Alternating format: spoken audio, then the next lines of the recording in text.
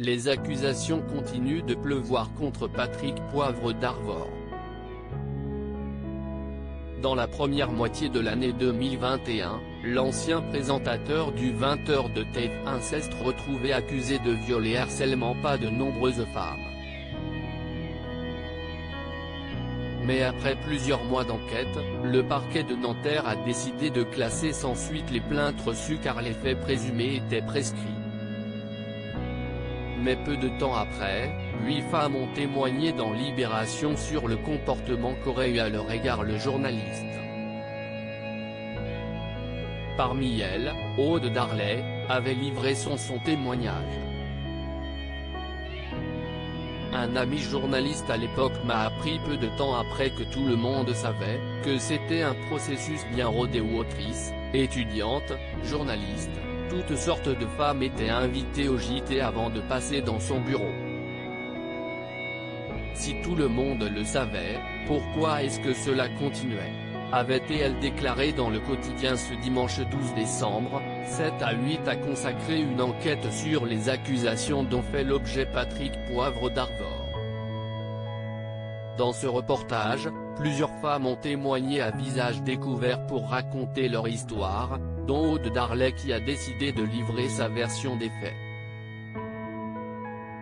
En 2002, cet employé dans une compagnie aérienne qui venait d'écrire un livre, est contacté par l'assistante de PPDA qui souhaite la rencontrer pour parler de son ouvrage. Il l'invite ainsi à assister à un journal télévisé. Mais avant leur rencontre, le présenté commence à lui envoyer des messages tard le soir en lui posant des questions parfois très intimes telles que « Est-ce que j'étais en couple ? Est-ce que j'étais fidèle ? Est-ce que je me masturbais ? Est-ce que je dormais nu ?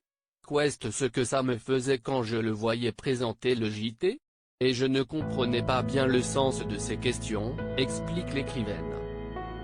Aude Darley ajoute ensuite, « J'ai une amie qui m'avait dit qu'il avait été victime d'une érotomane.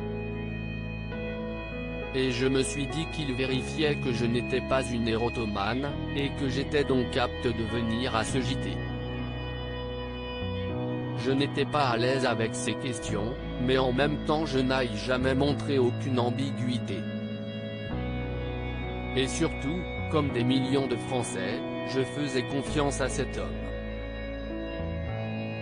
Aude Darley extrêmement choquée par la réaction de ses proches après avoir assisté au journal télévisé, Aude Darley est conduite dans le bureau de l'ancien journaliste star de TF1.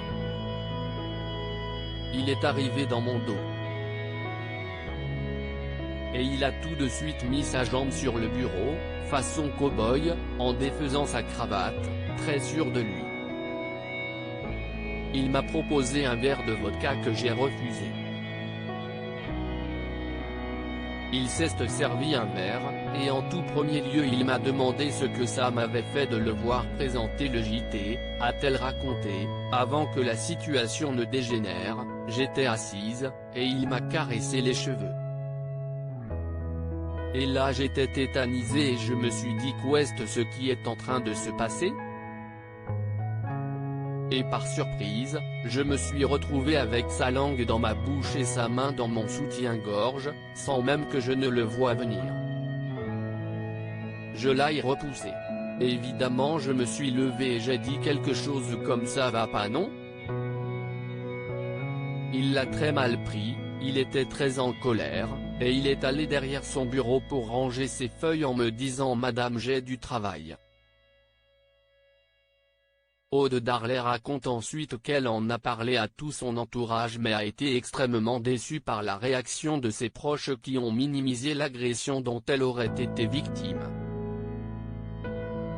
On a dit qu'après toute une simple main dans le soutien-gorge ou qu'une langue dans la bouche, il n'y avait pas mort d'homme, relate-t-elle. Pour ces faits, Patrick Poivre d'Arvor a été entendu par la police le 18 mai dernier. Le journaliste a jugé ces déclarations fantaisistes, précisant ne pas se souvenir avoir rencontré Aude Darley. Cette dernière a souhaité témoigner afin qu'il se rappelle des actes qu'il lui aurait fait subir. Loading DJ.